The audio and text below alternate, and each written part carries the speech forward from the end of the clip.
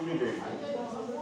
तो गंगा किनारे गए, 2 साल वहां तपस्या किए ऋषिकेश में, गंगा किनारे, वहीं का पानी पीना है, वहीं रिसर्च करना, सब किए। सारा हिंदुस्तान इस तरह से घूम गए, ऋषिकेश तक चले गए पहुंचते पहुंचते, और ऐसा लगा कि जितना अच्छा आपका इलाका है उतना अच्छा हमको कहीं मिला नहीं। तब हमको ये लगा लौट के बुद्धू घर को चलो, वहीं से सब निकलेगा, रास्ता निकलेगा। ऐसे बैठो ना। ये एक तरह से मेरी परिक्रमा हो गई। एक तरह से 2 साल वहां रहा गंगा किनारे भी। विकास, अब आप सोचिए क्या खोज रहा था।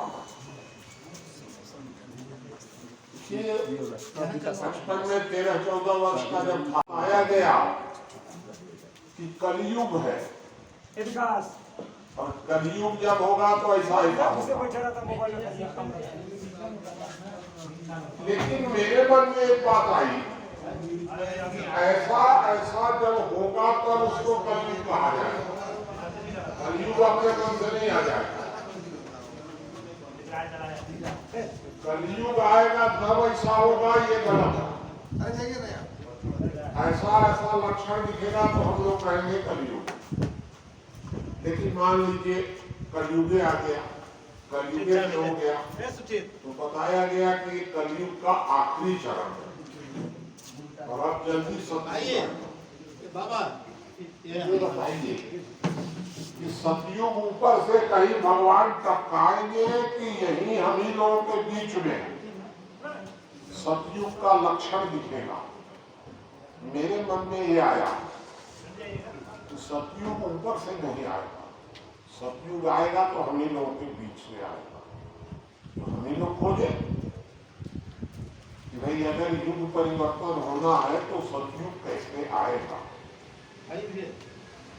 अब खोजना शुरू किए, कौन कौन से लक्षण ऐसे दिख रहे हैं कि ये कलयुग का आखिरी चरण है। इसकी खोज शुरू हुई। बचपन से मैं आपको बता रहा हूं, 13-14 वर्ष से, और वर्ष संतोष घट रहा था आदमी में। ये एक समस्या है पूरे देश की।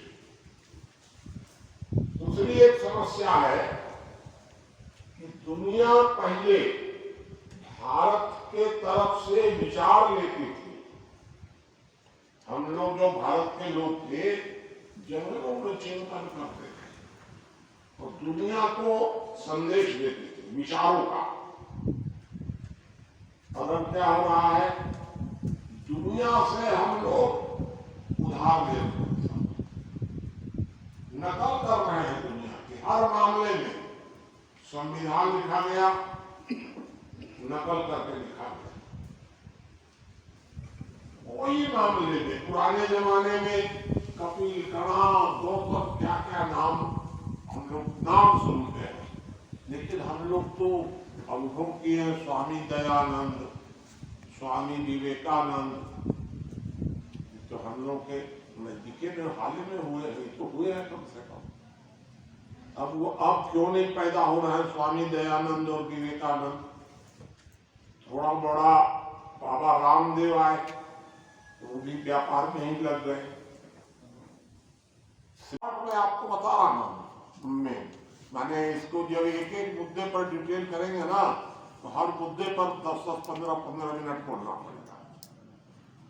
एक बात ये दुनिया में देखा गया, दूसरा ये देखा गया दुनिया में शिक्षा बहुत तेजी से बढ़ रही है और ज्ञान उतनी ही तेजी से घट रहा है। सारी दुनिया में शिक्षा बढ़ रही है तो ज्ञान क्यों घट रहा है? भौतिक विकास हो रहा है तो नैतिक पतन क्यों हो रहा है? सारी दुनिया में अगर आप देखेंगे तो राजनैतिक ताकत बढ़ती जा रही है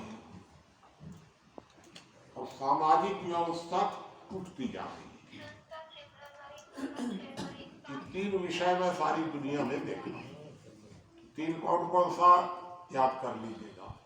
एक, भौतिक उन्नति की तेज गति और नैतिक पतन उतना ही तेज। दूसरा, शिक्षा का बहुत तेज गति से बढ़ना और ज्ञान का घटना। तो बड़ी बड़ी समस्या हो गई। और तीसरा, कि समाज का कमजोर होना और राज्य शक्ति का मजबूत होना। ये तो सारी दुनिया का हाल हो गया। अब पूरे देश का हाल आकलन करिए। भारत का क्या हाल है इस संबंध में? तो भारत का हाल ये है कि वर्ग विद्वेष बढ़ रहा है, वर्ग प्रेम समन्वय टूट रहा है। हिंदू और मुसलमान के नाम पर झगड़ा बढ़ रहा है, गरीब और अमीर के नाम पर झगड़ा बढ़ रहा है, औरत और मर्द के नाम पर झगड़ा बढ़ रहा है, दलित सवर्ग भी झगड़ा बढ़ रहा है, युवा और वृद्ध के नाम पर भी बढ़ रहा है। अब तो शहर और गांव के नाम पर भी बढ़ेगा। तो सवाल ये उठता है कि वर्ग